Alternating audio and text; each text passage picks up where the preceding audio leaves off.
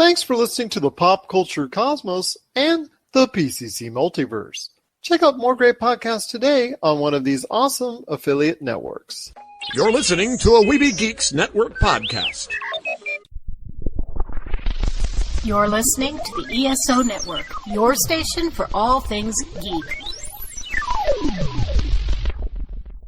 The Tangibound Network. Check it out. TangiboundNetwork.com. Listen to this show, the latest episode, every time. A proud member of the Gonna Geek Network. The opinions expressed are those of each individual. Check out all the other geeky podcasts over at GonnaGeekNetwork.com and get ready, because geekiness begins in 3, 2, 1. On this week's episode, the Maniacal Joker has returned. It's the biggest week in pro wrestling. And who do we think will win the Stanley Cup? All this and more as we reach our next stop, the PCC Multiverse. Don't be alarmed. The quasi-shimmering light before you is a trans-dimensional gateway to other worlds, other voices, other thoughts, and other realities.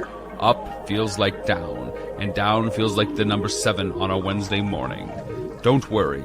That quivering, blood-boiling sensation under your eyebrows is all a part of the charm. Welcome to the PCC Multiverse. And we're back with another episode of the PCC Multiverse. This is Gerald Glassford from Pop Culture Cosmos, Game Source, the Lakers Fast Break, and the Inside Sports Fantasy Football Podcast. Thanking you so much for listening to all of our great programs. But it wouldn't be a PCC Multiverse without my good friend. He's our own hockey goon of Pop Culture Cosmos. You got to check out everything that he's doing today at popculturecosmos.com, popculturecosmos.wordpress.com, Topicocalypse, and his awesome book, Congratulations, You Suck. It is my good friend. It is Josh Peterson. Ready to hit the ice, my friend? Yeah, hockey season's starting finally. Just trying to get in there and watch it when I can. But yeah, I'm excited. As am I, my friend. The first games are already started out there for the NHL season. And at the end of the podcast, we're going to go ahead and share our thoughts on who will raise the Stanley Cup once again. Plus, also, we're going to be talking about some great things when it comes to Call of Duty Mobile. It debuted on the mobile charts this week. We'll tell you how well it's doing and the general thoughts and synopsis of what's going on with Call of Duty Mobile. Plus, also as well, Rob McCallum is back on the show. He's going to have a little segment that he calls Off the Cuff with his thoughts on some of the goings-on in the pop culture universe. And also as well, it's the biggest week in pro wrestling. And Mattox and Thundercookies, the guys from the Heavyweight Chumps, which you got to check out their podcast, not only the Heavyweight Chumps, but also as well RadioMemphis.com, because they now have a 1-hour radio show on Radio Memphis, so you got to check that out as well. They're stopping by to talk about the biggest week in pro wrestling with All-Elite Wrestling versus NXT, the season premiere of Raw, and finally the Friday debut episode of Smackdown as WWE returns to broadcast television once again. So we're going to talk about that, some of the shows we like so far, some of the things that need to be improved upon, some of the things that didn't quite work out so well. So we're going to hit all those topics this week because it is, for the first time in a long time, the biggest week in pro wrestling. But first, my friend, it's out finally this weekend. A big moment for Warner Brothers and DC as the Joker with Joaquin Phoenix hits theaters this weekend. A lot of pub on it, a lot of reviews. We've talked about it already in advance. A lot of people are worried about it because of the potential themes that run alongside with the movie. There's been some warnings from law enforcement, military, but also a lot of interest, and it could also garner an October box office record as well. Yeah, it's weird because I actually thought that this movie was out already after all the reviews were coming out, so I didn't know that it still had not been released yet. I've been reading a lot about it, and I personally don't believe that it's going to cause, mass shootings like the Dark Knight did. But I mean, do you think that all the hysteria is justified over it? Well, I think if there were no action taken or warnings or things of that nature taken, I think there is always that possibility. I think now because there's a heightened awareness, by especially law enforcement that's out there. Security has been added at several theaters around the country for the safety of all consumers that are going to the theaters this weekend. I really think that we hopefully, and keep your fingers crossed, man, I really think that it's going to be a lot safer than what it would have been had there not been this heightened awareness of what's going on with the Joker film. Again, there are themes within the Joker film itself that people are really worried about. Survivors of gun violence and other individuals, lawmakers, again, government officials have all been worried about this film coming out. Ones that have seen it in advance have also expressed their concern.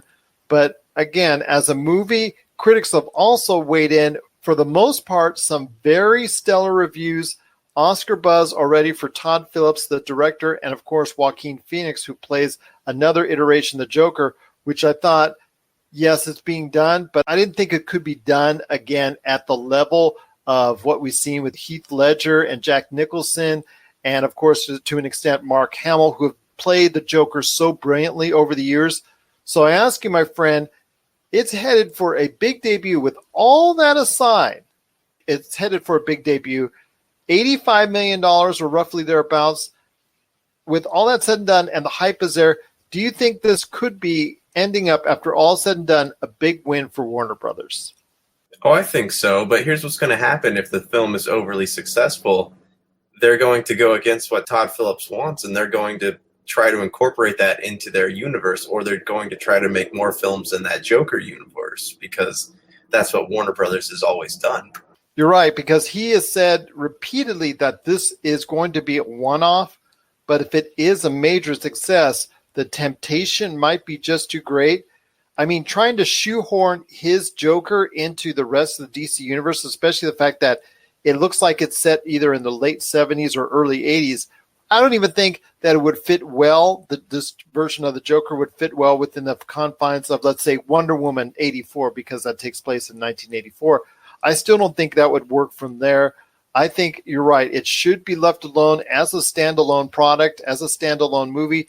But the temptation, especially if this does as well as people are hoping, or as people are projecting anyways, then it looks like this could be something that could be too great of a temptation for Warner Brothers not to leave alone.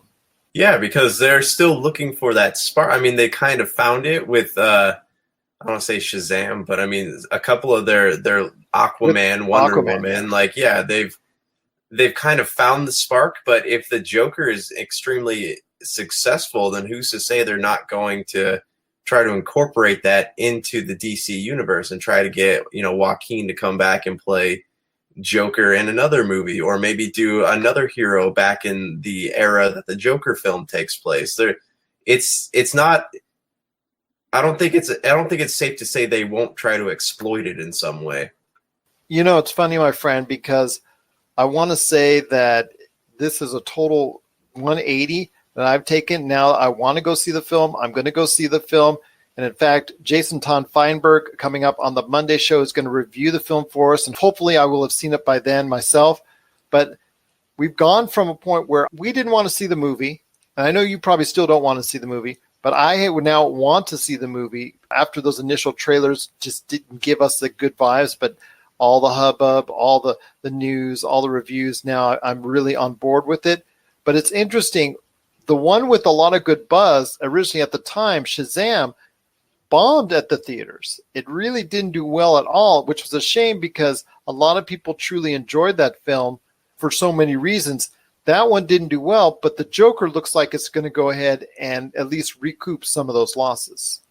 Yeah, no, it definitely sounds like it has a lot of buzz going around it. And like, it's weird because I don't think it's the marketing that's really done great for this. It's the fear that the movie has created that has caused all the hype, and it's made it so, because even, as a teacher, I have my students asking me why everyone's so worked up about this movie, and that's making them want to go see it. So I don't necessarily think it's the trailers or the posters that had anything to do with it as much as the fear that's coming with it, and then like the all over the place reviews that it got from like IGN, Variety, and all those places.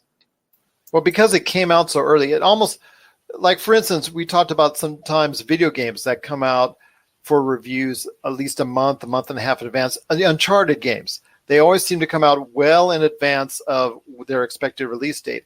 And this seemed to happen here because a lot of people were able to go ahead and review it based off of what they saw at the previous film festivals. I think it was Toronto or Venice, one of the film festivals that the Joker was shown in. That's when these reviewers could go ahead and start talking about the film. And for the most part, they were stellar. A lot of these individuals got to go ahead and publish their thoughts right away, but also suggest as well the themes, the heavy items that are contained within the film. They got to go ahead and talk about that as well. And I think that's what got people started. That's what got the buzz initiated.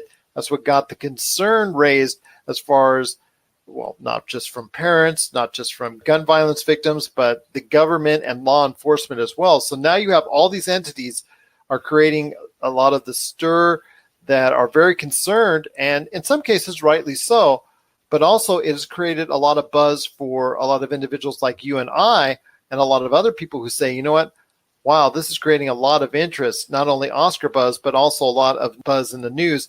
I think I got to go ahead and check it out. And I think that's probably one of the reasons why it has perpetuated into a film that we thought originally when we saw the first trailer was just going to be a 1 week and done.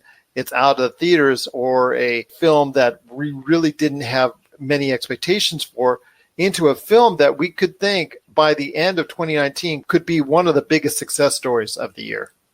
Yeah, I agree. And it's something in the superhero universe, which is not really something you ever thought would happen or critics really believed would ever happen. And the reception that the film was getting still amazes me. It makes me wonder, are we going to see more attempts like this from Warner Brothers, or even is Marvel going to try to make something like this, find their most, fringe and insane villain and do like an opera on mental health, much like the Joker is? What kind of films is this film going to yield? Well, I could see some stuff that Sony, which you and I have talked about in the Spider-Verse, Carnage, and some others, maybe having possibly this type of film. I mean, we thought Venom was a film that we thought could realistically be in that type of mold. Again, it's now done so well financially, Sony couldn't resist but to make a sequel and now make a whole universe, or at least add it on to the Spider-Verse in a very substantial fashion. But you have these other properties like we've talked about before, Carnage and some others, that you may want to do some one-offs, R-rated or otherwise, that go ahead and touch on these sensitive subjects that can create maybe that kind of buzz. I don't see Marvel doing it per se, unless they do maybe like they would, a Deadpool or something else, an offshoot R-rated film that they would not produce under the Disney Marvel banner per se.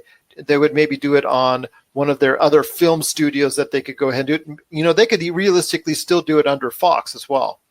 Yeah, they could, but then again, what happens if the movie is crazy successful? Of course they're going to want to incorporate it into the MCU, which is why, Warner Brothers is going to be really setting the standard here on what happens to movies like this, because anything, as we've seen with the whole Sony Disney thing, if a movie is successful, people are going to want a bigger chunk of the profits. And that's what will happen if this movie is crazy successful. Warner Bros. Is going to want to make more money off of it as much as they possibly can.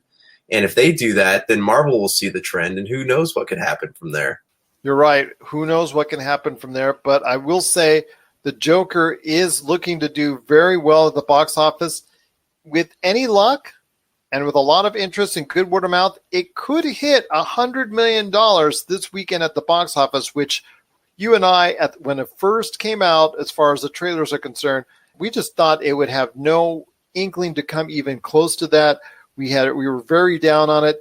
I know I've changed my mind. We'll still see what you think later on down the line. I know it's going to be a really even harder twist for you to go ahead and maybe watch it. I'm sure you'll watch it at some point in time, but I know for both of us, it's something that, at least from the point that we first started, it's a long way from where we once were. So I'm looking forward to seeing the Joker. I can't believe I'm saying those words almost out of my mouth. If it was time from when the first trailer started, it's just incredible to say. But yes, I am looking forward to seeing the Joker this weekend at the box office. And it's expected to even get close to or surpass to become the all-time box office champion for a weekend in October, which would be great news for Warner Brothers and the Joker. And again, we'll see down the road whether or not Warner Brothers can leave this as a one-off, or if the Joker is just so good, they won't be able to resist. What are your thoughts out there on the Joker? Please let us know. popculturecosmos@yahoo.com. You can also send us a message on your thoughts on whether you liked it, whether you didn't like it, or whether you plan to see it. Pop Culture Cosmos, Game Source, Humanica Media on Facebook, Instagram, and Twitter as well. Well, coming up next, right after the break, Rob McCallum is going off the cuff on the latest news and trends in pop culture. And then right after that, Josh and I are going to be talking about Call of Duty Mobile. And is it doing well? Is it something you should get into? We'll talk about Call of Duty Mobile coming up after the break as well. This is the PCC Multiverse. For the latest news and information, analysis and opinions on the Los Angeles Lakers and the NBA, check out the Lakers Fast Break podcast today on wherever you get your podcasts.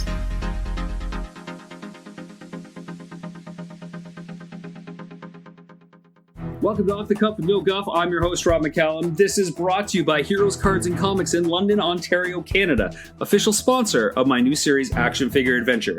This, of course, is the near-weekly show where we invite you to write in with topics you want me to explore. It's Off the Cuff, and I got no guff. Two big announcements this past week involving Kevin Feige. He's working on a Star Wars film, and let's emphasize it's a single film and not a trilogy like everybody else seems to get when they show interest in the property.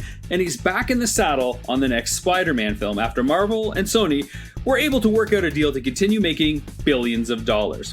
First, regarding Star Wars, and I'm curious about all things Star Wars now that the Skywalker saga is over. What is Star Wars now? What can it be? It's going to be an interesting era that really redefines our understanding of that entire universe. And why not see what a guy like Feige can do? If he can make sense out of Marvel's characters with decades of interconnected stories, can he do the same for Star Wars and maybe draw upon the now classified Legends material to forge something new? Or is he going to go an entirely original route and not rely on anything previously written? Lots of questions as always. It's Star Wars is anything but a given hit at this point. His involvement in another Spider-Man film could mean a lot of things, from wanting to cap off the trilogy he helped create, especially since the last film ended on a big reveal. Maybe he's trying to work his way into a consulting role on the future direction of Sony's bigger goals with their Spider-Verse, or maybe he just likes to make money with spandex-powered people. Given both Star Wars and Spider-Man bits, he's really going to be busy. I think it's an obvious play for Disney to get him involved in Star Wars. Why not? That franchise and property seems to need all the help, and Feige's a real power producer, as they say these days, and Spider-Man clearly has benefited from his role on the previous two films.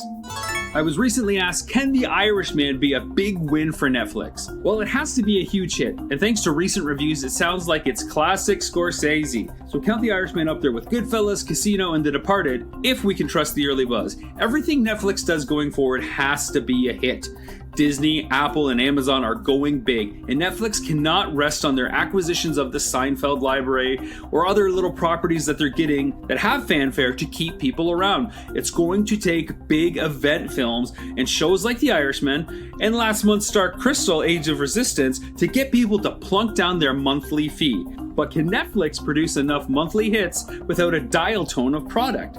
We're gonna see in the coming months. The next topic that was written in was asking about Latasha Lynch as 007. Let's of course be really clear here. Lynch's character, Nomi, is 007, not James Bond. 007 is a code name and assigned designation. Several 00 agents have popped up in the film series over the years, and with James Bond in retirement in Jamaica in the next film, apparently, MI6 filled his vacancy. They're just doing due diligence and making sure they have enough double agents. Bond will always be Bond. He's a tough-as-nails man trying to make right his way in a world that's evolving around him at a very fast pace. But I do really, and I mean really, like the idea of a 007 series, or even a 00 series that looks at the adventures of other agents. Doesn't a 10-part 00 series sound amazing? Hell, set it during the Cold War or some other period and let it be a slow burn of tension, mystery, and of course, clever gadgets with compelling characters caught in the middle of impossible moral quandaries.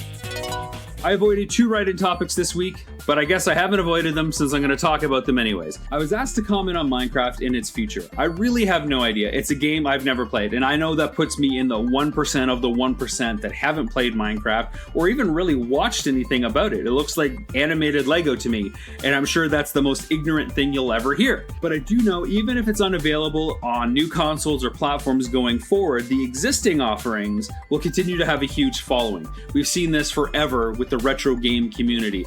So if Minecraft becomes a retro thing, it'll always be popular. And like most retro things, they find new life and new ways to continue existing for the fan base. And with a fan base as big as Minecraft, I don't think it's going away anytime soon, even if the heat has died off. You could say the same thing about Warcraft, but World of Warcraft seems to always be popular, even if it's not always taking headlines or grabbing our attention the way that it first did. Lastly, I was asked about the best animated shows, and frankly, I think it's a bit of a misleading question because usually whether a show is good or not has little to do with the form.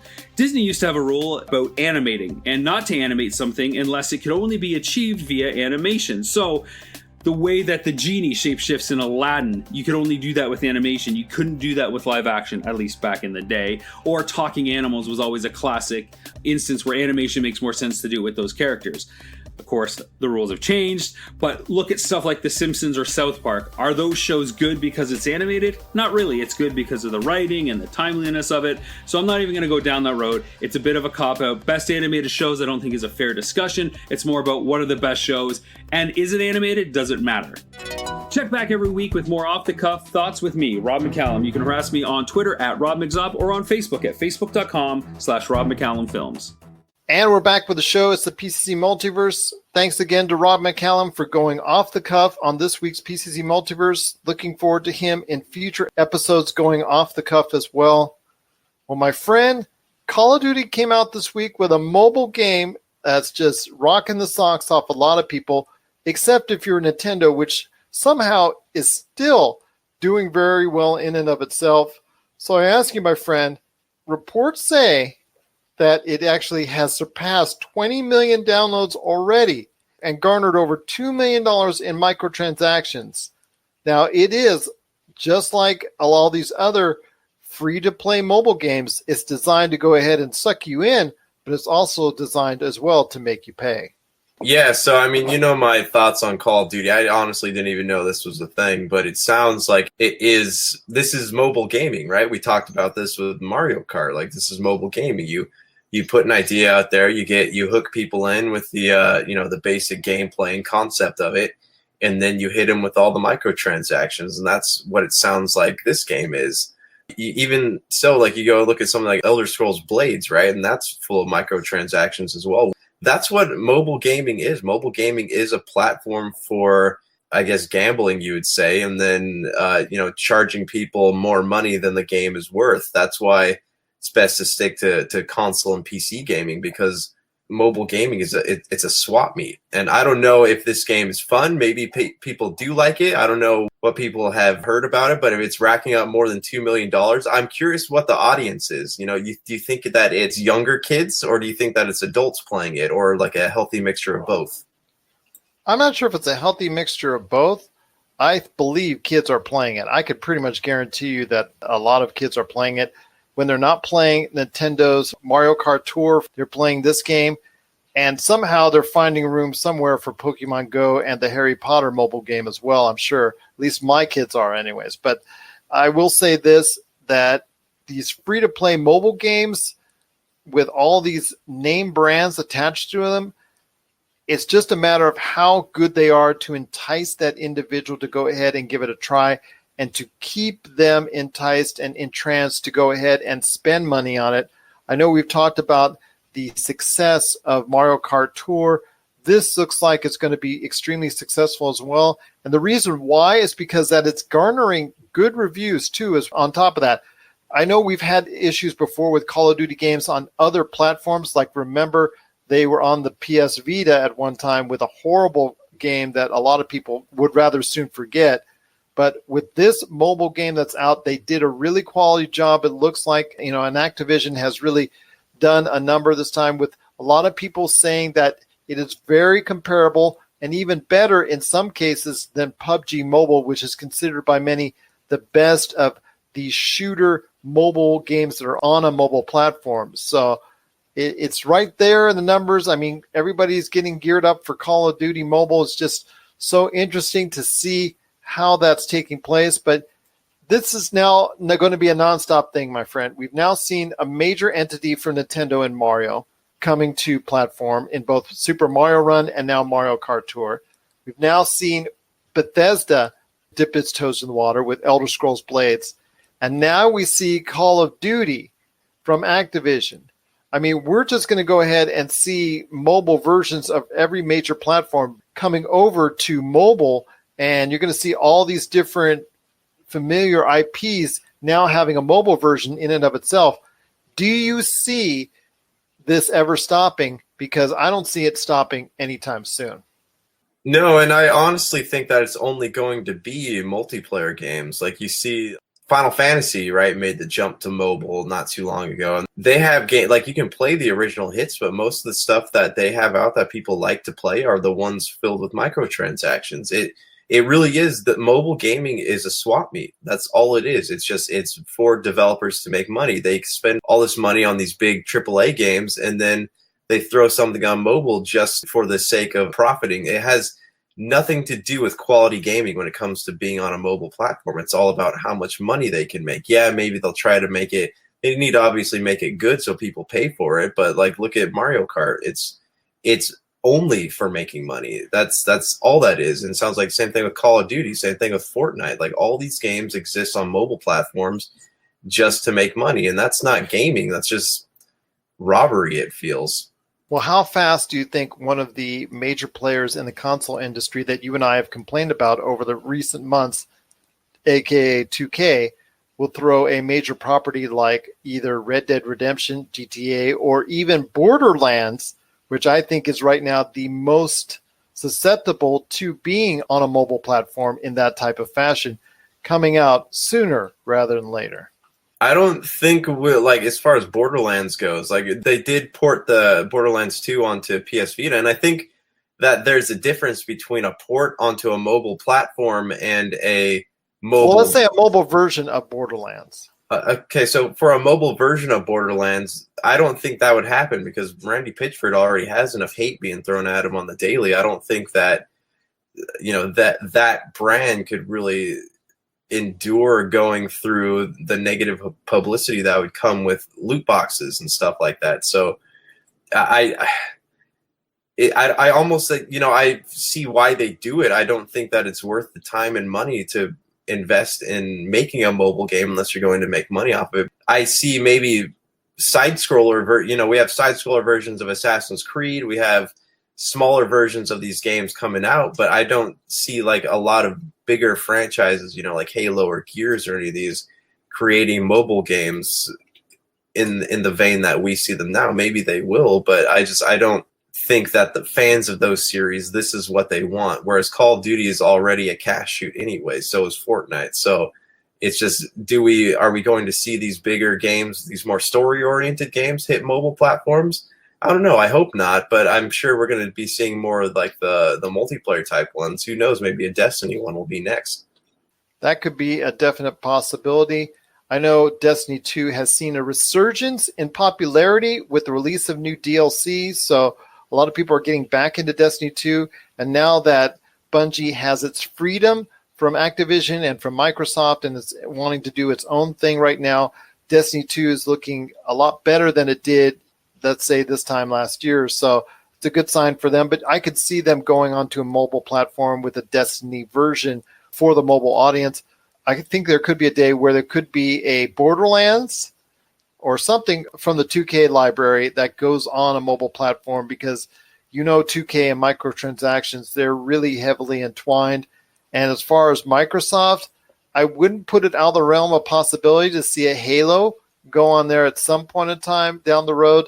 I think it's something that they may not contemplate sooner, but I think that's something that they'll contemplate later. I think it's something that they could do, seeing how well PUBG, Fortnite, Call of Duty, Mario Kart, they're all doing well. Elder Scrolls is doing pretty good as well. So all these different entities on mobile lead to a bigger enticement for these other game makers, for these other publishers that haven't yet put their IPs onto a mobile platform in any real form or fashion, as far as from a mobile phone standpoint, with these free-to-play games that are not exactly free-to-play, because they want you to really get to go ahead and get into the microtransaction part of it.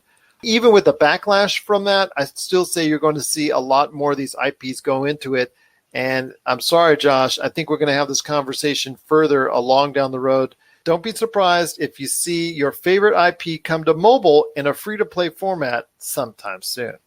What are your thoughts out there on Call of Duty Mobile? Are you excited? It's out. Are you playing it already? Share us your thoughts, popculturecosmos@yahoo.com. Also as well, Pop Culture Cosmos, Humanica Media, and Game Source on Facebook, Twitter, and Instagram as well. Well, coming up next, Mattox and Thundercookies from the Heavyweight Chumps. They're stopping by to talk about the biggest week so far in wrestling. We're going to talk about all that and more coming up right after the break. This is the PCC Multiverse. Rob McCallum Films is back with a vengeance. Power of Grayskull, the definitive history of He-Man and the Masters of the Universe, which chronicles the ultimate 80s billion-dollar franchise, Masters of the Universe. See exclusive interviews and hear untold stories from the people responsible for creating the world of Eternia, a place full of magic and science, and learn about the craft of creating action figures and animation. Power of Grayskull is just one of our many projects at Rob McCallum Films. And we are back with the show. It's Gerald Glassford coming right back at you here for the PCC Multiverse. Thanks again for being a part of the show and part of the program. Well, it's been probably, I would say, one of the biggest weeks in a long time for the world of professional wrestling. A lot of things have gone on this week with competing companies. All-Elite Wrestling, which had its debut show, AEW Dynamite, and also as well WWE, the World Wrestling Entertainment, with not only their season premiere on USA, but also as well their developmental program known as the NXT, their show on Wednesday nights, competing with All Elite Wrestling and AEW Dynamite. Plus also, on top of all that for the wrestling world, you've got WWE Smackdown coming to Fox for their return in many, many years. I mean the old days back, 15, 17 years ago when they were on UPN, when they were on different formats. Now they're back on Broadcast Network once again in a big gamble for Fox to see if WWE will pay off on their Friday nights. And here to talk to me about the biggest week in wrestling right now for 2019 and for the past recent years and also the foreseeable future are two awesome guys indeed. They're returning to the show. You got to check out their radio show at radio-memphis.com. It's their awesome show, the Heavyweight Chumps, and I'm here with Mattox and Thundercookies right now. Guys, welcome back to the show. It's great to have you on once again. Glad to be here. Glad to be back. It's always fun when we get to come on and talk some wrestling with some people. It was, like I said, one of the biggest weeks in wrestling in a long, long time with all the stuff that was going on, the Raw season premiere, NXT versus AEW, WWE Smackdown coming this Friday as people are hearing this. So I want to ask you guys first off, obviously the key battle that everybody was talking about is, and I don't want to say it's not quite as hype. I don't feel that same magic as I once did back on Monday nights way back when, but they're calling it, quote unquote, the Wednesday Night War with NXT versus AEW Dynamite. So I want to ask you guys your thoughts on the shows initially. NXT has been running around for about a couple weeks now on USA, got the jump on them, tried to do everything they can to persuade people to come in to watch their show. But with the ratings and how they came down, looks like AEW, for at least the foreseeable future, has at least the attention of the wrestling world. It definitely looks that way, especially when you look at the, I think the early release numbers said 1.4 million for AEW for Wednesday night and 900,000 for NXT. Roughly that. Yes, that's correct. My complaint with the NXT getting the head start is quite simply, I think they were falsely advertising the first 2 weeks. They advertised that it was going to be a live 2 hours on USA, and what we got was a live first hour, and then you had to go over and watch the second hour on the WWE Network, which for for us at least, caused a hell of a technical issue and crashed our network. So it took us a half an hour extra just to get the second hour to start. But I think after watching both of the products, AEW presents itself more like a wrestling program on television, what I grew up on with the old NWA and WCW Saturday night shows, whereas I get still from NXT not as much as you do from Raw or SmackDown, that NXT is an entertainment show that features wrestling.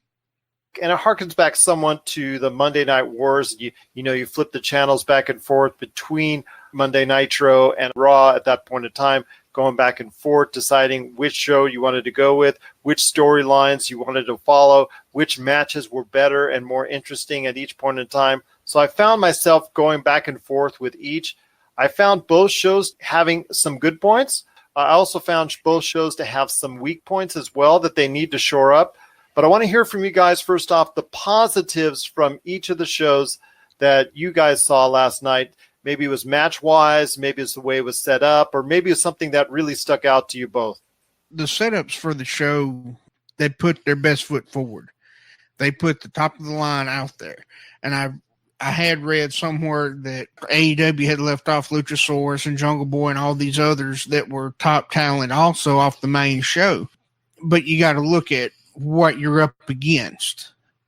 And NXT, Adam Cole and Riddle, that was a great match. And then the Shayna Baszler, Candice LeRae match was too short, in my opinion. They're not letting anyone seem to be a threat to Baszler, and I think that's starting to get old in the eyes of the fans. For me, you look at AEW the way they set it up. First match out of the gate, first match on TNT in 18 years. Roughly. You get Cody Rhodes and Sammy Guevara. And I'm going to tell you, I think they had a fantastic match. And the one thing that I loved the most about that match was actually getting to see a finish that didn't involve someone actually having to hit their finisher. To see a match end with an old school move, like a small package inside cradle, fantastic for me, because I actually popped for that, because it's something you don't see on television anymore. I think the women's match, and I'm going to say this, and I'm going to probably catch a little bit of flack for this, the women's match on AEW, I think, could have been better, and I think it could have been better had Nyla Rose not been in the match. And I think it's because it has nothing to do with Nyla Rose, and I know there's been a lot of people out there that have been saying that since she's transgender, she shouldn't have been in the match. I have no problem with that.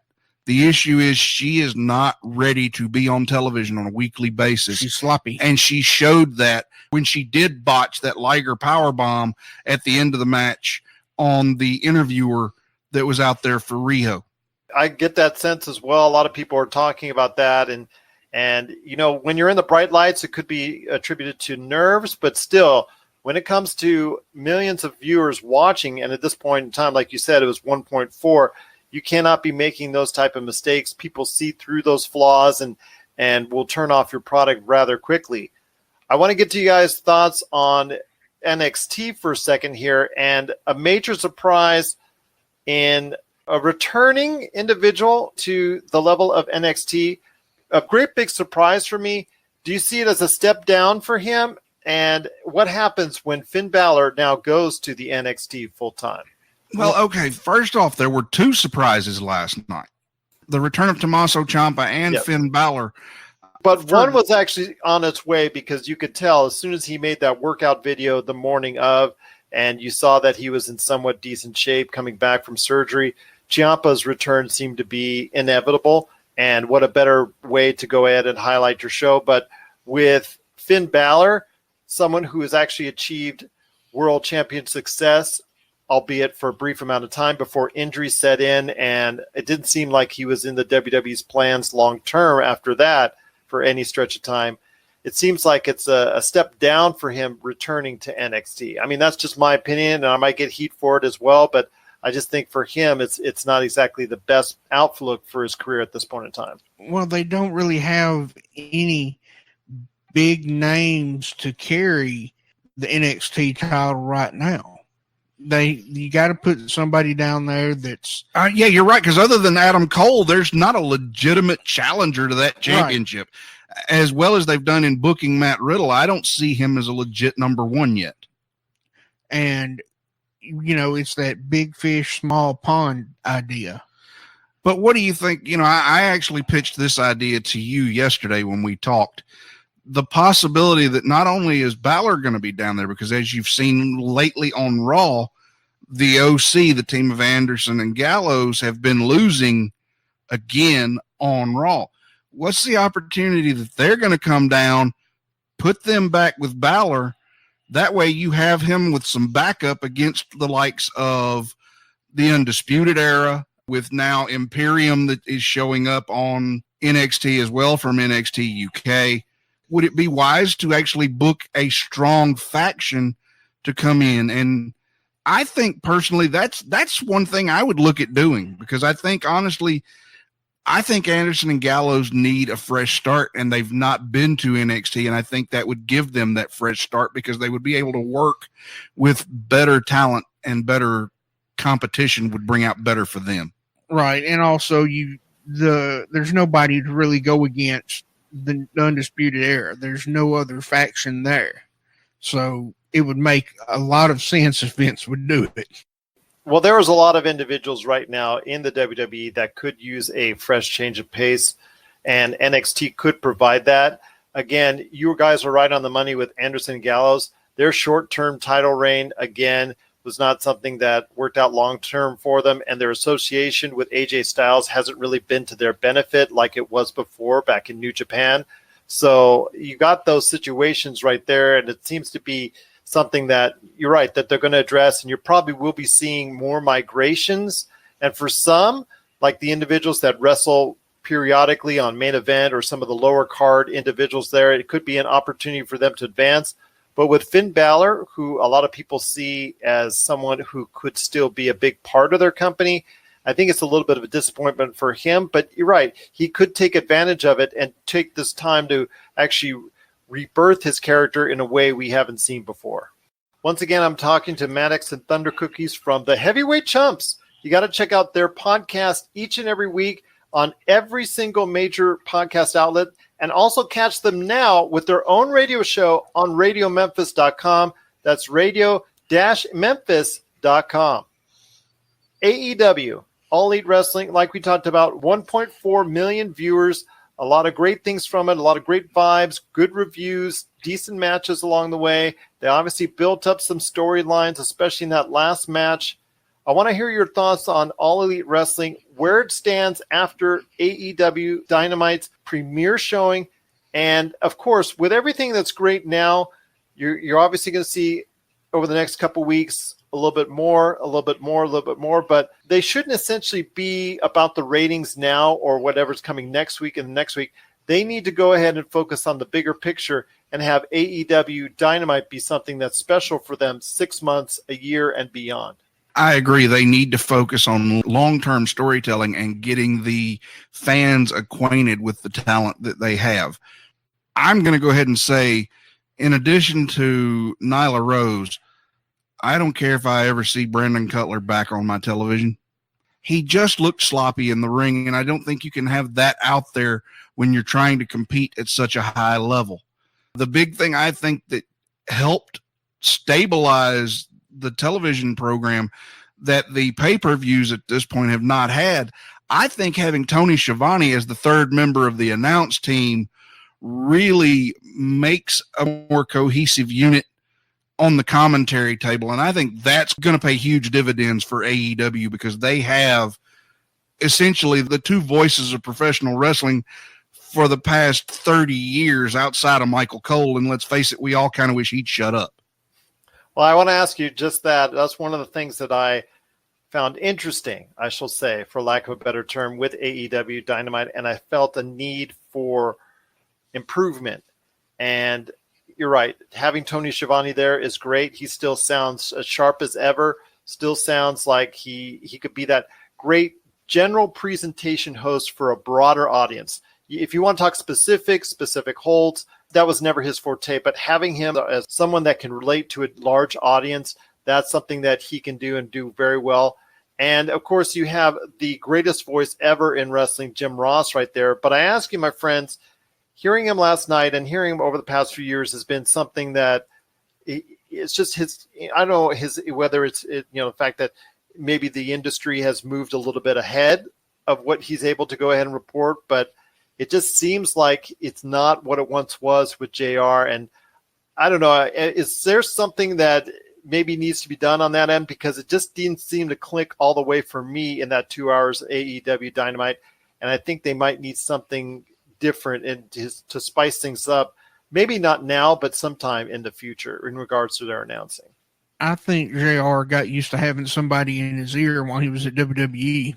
It just sounds like his delivery and what's going on and his knowledge of the current product is just not there. And it's just not able to go ahead and translate that to an audience. I mean, he like I said, he is truly over the course of his 20 plus years, he'll tell you 30, whatnot, but there was a time 20 plus years that he was literally without a doubt the best voice in wrestling. But I'm not sure exactly that at this point. It doesn't seem to me that he's doing the prep work he used to do. No.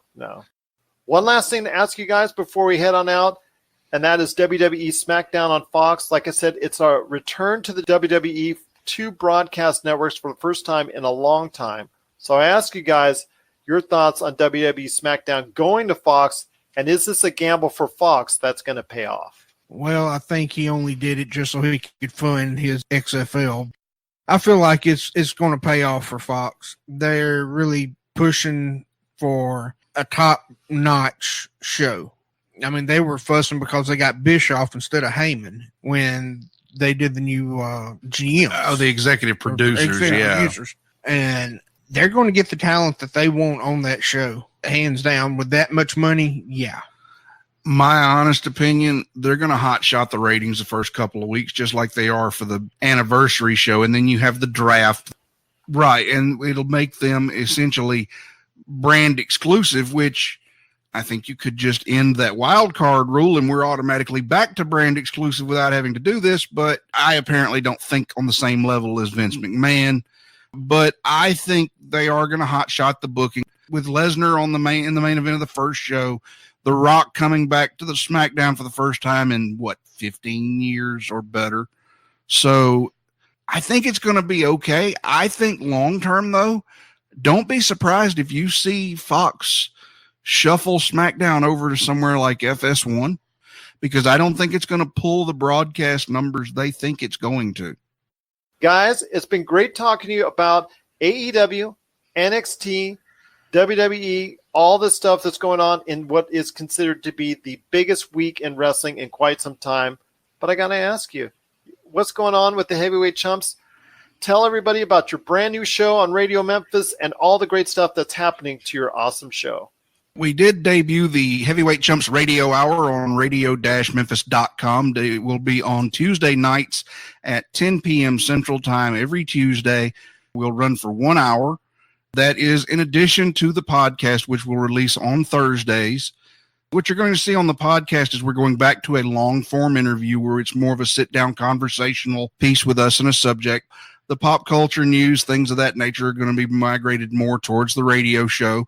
Guys, if you're looking for us, the website has launched. It is madfatloud.com, and you can find us online at madfatloud.com. Find us on Twitter at madfatloud. That's also our handle for Instagram.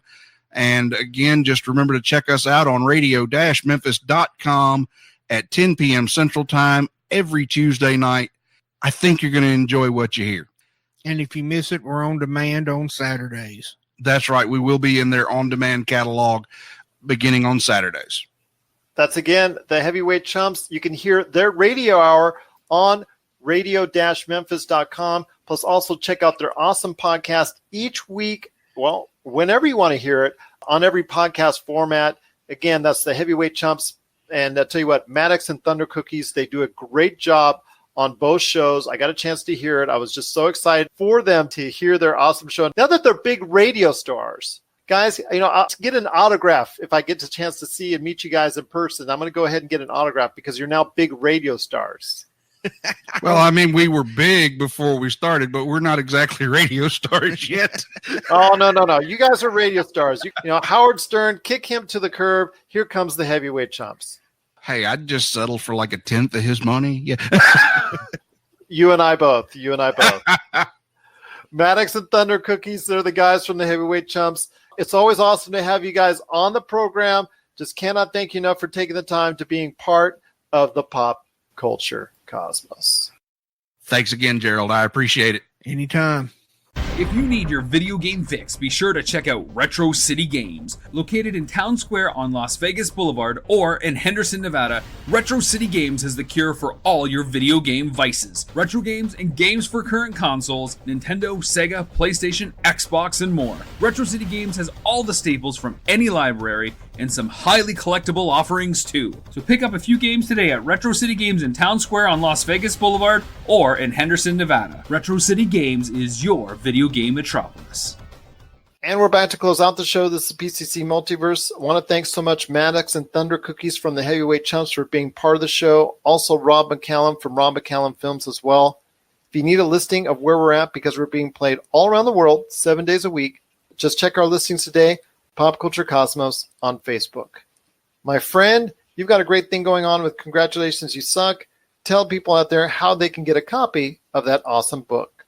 BarnesandNoble.com, Amazon.com, BookLocker, and it's available in both physical and ebook formats. So pick up a copy today. Appreciate it. All right, that is Congratulations You Suck. You heard it right there. It's available wherever you get your books. Well, my friend, let's quickly run down the games that are coming up in number 71 to 80 on our list of the top 200 video games of all time. This is a fun one right here. Get ready for this 10. At number 80, NBA Jam. Boom shakalaka, baby. Number 79, Metal Storm for the NES. Number 78, Halo 3. Do you still have that helmet, my friend, from the limited edition? Number 77, God of War 2. Number 76, one of my all-time favorites and a truly incredible game. I think it's the best Elder Scrolls. Sorry, Skyrim. Elder Scrolls 4 Oblivion. 75 is Celeste, which is an outstanding game in and of itself, and I hope all these recent game enthusiasts and gamers out there have had a chance to play it. Number 74 is Uncharted 3 Drake's Deception. I've always told you before in the past, my friend, since it's come out, that I think this game is my number one game as far as the best game I've ever played from beginning to end, as far as a quality standpoint, from storyline, multiplayer, single-player campaign, the type of challenge that you go through, and the narrative that you run through it. I think from beginning to end, this is the best gaming experience I've ever had. That's Uncharted 3 Drake's Deception. Number 73, looky here, the original Uncharted Drake's Fortune, which is truly a fun game and how I first fell in love with the actual series itself. Number 72 is Strider Arcade, and number 71 is Star Wars Knights of the Old Republic. That's a great game as well. So, my friend, great list we got here. What are your thoughts on this list from 71 to 80? NBA Jam, every kid has played this at some point. Boom shakalaka. Boom shakalaka in the arcade. I remember that sound, and I know Midway used to make some good games, but I don't know what they're up to these days. Halo 3, definitely it's something. It's called bankruptcy, my friend. Bankruptcy, yeah, that makes sense. Halo 3, definitely something I've had a lot of experience with. I remember after the game came out, when I worked at Best Buy, I'd come home and everyone I worked with would be playing it, so we'd spend hours playing the multiplayer game. Halo 3 had more replayability than any game I have ever owned in my life, and I still love going back to that one. God of War 2 was fun, so I just recently started playing through the God of War games. I just have to play the third one. I've played all of them. I played God of War, then I did all the PSP games, and then I played God of War 2, and it's fun. The combat flows a lot better than the first God of War and all the PSP games, which I guess is to be expected, but it's a great game, good sequel. By the time the third one rolled around, Kratos' whining does kind of get old, but it's a fun game. Elder Scrolls Oblivion. I did play Morrowind, but I played it after Oblivion. So Oblivion is actually the first Elder Scrolls game I played from start to finish, and I loved every minute of this game. And I remember, the starting out in the sewers, you're the prisoner, and then I remember the Oblivion gates. They were so hard to close. So a lot of the times, I had a decent set of armor, so I remember I would just go up there, I would trigger the thing that closes it, and then I would just run. I would try to avoid fighting anybody I can. I just try to flee. And I remember doing that a lot in this game. Like when I was fighting people and I couldn't beat them, I'd climb up on rocks and just shoot arrows at them. So I love Oblivion. It's a very quirky game.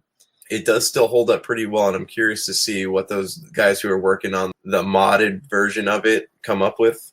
Celeste, great game. Love the soundtrack. Great narrative on mental health. If you ever get a chance to play it, if you haven't, I would definitely recommend it. Uncharted 3, I know this is the one where he's a kid, right? Or they have the flashbacks of him as a kid. That one was fun. I don't actually know where I would rate them. I remember Uncharted 1 was really fun.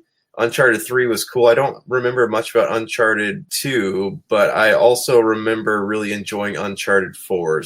Uncharted 2 is widely considered the best. For me, it is neck and neck with Uncharted 3 as far as the best games of all time. I just like the ending a little bit more. But I should say the final boss fight, I should say. Uncharted is a great franchise. Honestly, I love all of them. I'm going to go back and play them again one day, but they're great games. Then that leaves us with Knights of the Old Republic. This is the original. Okay, yeah, this one was fun. This was the one made by BioWare, right? Yes, for the Xbox. Yes, okay, so I do remember this one. This one was a really great game. I remember picking up Mass Effect and really hoping that it was like this game, and it didn't really disappoint. So you can even play that on your mobile now. You can, yeah. I mean, it's not. I don't think it has the microtransactions. So this is a great list that we've got here. Probably one of our best 10 that you and I have experienced so far. And we've still got more to go in our countdown of the top 200 video games of all time. If you want to check out the list because it's already finished and done, the sets of 10 are already up. Want to check it out today, popculturecosmos.wordpress.com. You can check it out in its entirety right there from number 1 to 200. Or you can just keep checking with us here at the Pop Culture Cosmos and PCC Multiverse. All right, my friend, it's been a great episode. Again, thanks to Mattox and Thundercookies from the Heavyweight Chumps and Rob McCallum for appearing on the show. Any last thoughts on the way out? Because NHL season is here. I need your picks, my friend. East, West, and who's going all the way for the Stanley Cup? I don't know. It's hard to say with the Eastern Conference. The Lightning always gets so close every year, and so do the Capitals. I think that this is going to be the season the Lightning actually takes the Stanley Cup. But if we look over on the West here, the Predators are in the same arena as the Lightning were a couple seasons ago. They keep getting closer and closer, and eventually they're going to get there. But how do you feel about the Sharks, man? Because they've been in the mix for a very long time, and they kind of gotten to the golden spot, but they haven't quite taken it home. Well, I think you just said the word right there, golden, because San Jose is going to be looking up to the Golden Knights once again. I think the Golden Knights have fortified their team even more this year. They came off a season where they were okay, but they had some bumps in the road. Again, their first year was truly outstanding, a lot more than what people expected. But I think a lot of people are expecting some big things from the Golden Knights. I think in their division, they will outclass San Jose. And I'm here in Vegas. I know the hype train has already started. I know a lot of people are just loving it. The sales of the tickets are off the chain. Try to get a decent price on a ticket here for Golden Knights, and you'll be lucky indeed because the prices are outrageous already. The show within a show within a show, as far as the game is concerned here at the T-Mobile Arena, is just incredible. So I'm going to say with all that and the fact that the team is really solid on all phases of the game, I really did some checking into it. And yes, I am kind of a homer when I'm saying this, but I think the Vegas Golden Knights versus the Tampa Bay Lightning is going to be a matchup in the Stanley Cup for me. But before I announce my winner, my friend, San Jose, not quite enough to match up well with the Golden Knights, but I want to hear your thoughts finally when it comes down to it. Your thoughts on who's going to take it all the way in the Stanley Cup. I think it's going to be the Lightning this year. They have come very close every season, and they are always on the brink of getting that win. I don't think the Golden Knights are going to be able to do it this season because they've come close, and their first season was really great. But I also feel like we've had enough teams like the Kings and the Oilers, the Wild, the Blackhawks. Like these are teams that were once great, and they have spent enough time on the bottom, and now they're ready to climb back up the ladder. So I feel like nothing is going to go the way that we think it's going to go this season. but I could be wrong. I like to believe in the idea of the wild card, but we'll see, man. I think once November rolls around, we'll have a better idea of what is to come, and we can kind of recap after that. You got it, my friend. We'll recap, but as we head on out, I think for me, who will be holding high the Stanley Cup? I think it'll be here in Vegas, my friend, because I think the Golden Knights will be holding it up for the first time after only 3 years in existence. I think they'll be holding it up for all to see. So for Josh Peterson, this is Gerald Glassford. It's another beautiful day in paradise right here in the PCC Multiverse. We thank you for listening. And here's hoping you have yourself a great day.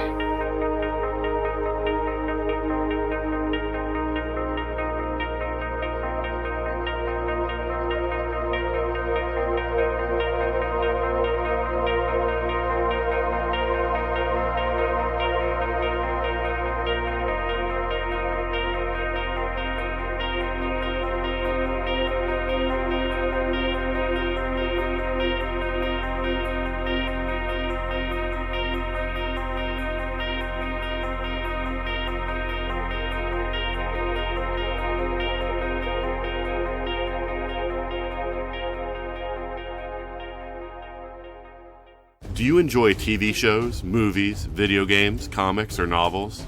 Do you enjoy listening to people discuss geeky topics without getting bent out of shape when they disagree? If you do, then the 42 Cast is right for you. We're a podcast with a rotating cast of guests that discusses a new topic every week. You can find us on Stitcher Radio, iTunes, Google Play, or 42cast.com. You can also support us and the entire ESO network by going to patreon.com/ESO network. That's the 42 Cast, your ultimate answer to fandom, geekiness, and everything. You're listening to a Weeby Geeks Network podcast. This has been a broadcast of the ESO Network. Be part of the crew and help support our shows by donating to our ESO Patreon or by shopping through Amazon.com or the TeePublic store, which can all be found at www.esonetwork.com. The ESO Network, your station for all things geek. Tangent Bound Network. Let your voice be heard. TangentBoundNetwork.com. Thanks so much for downloading the Pop Culture Cosmos, and stay tuned as more great podcasts are on the way. Thanks again for listening to us here at the Pop Culture Cosmos.